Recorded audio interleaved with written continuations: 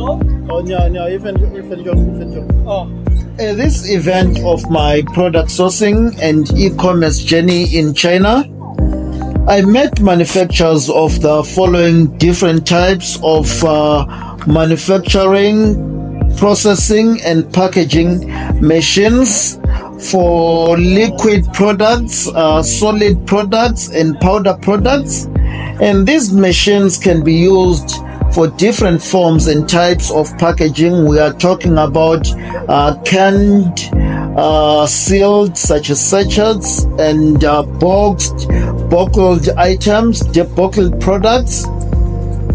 Now, if you're interested in learning more about machinery and sourcing products from China, or interested in any product that you see on this end of my content, I recommend you subscribe, as I'll be visiting factories and as I'll be visiting more exhibitions and more fairs to source more products and inspect more products for e-commerce, talking about also commercial use, domestic use, and industrial use.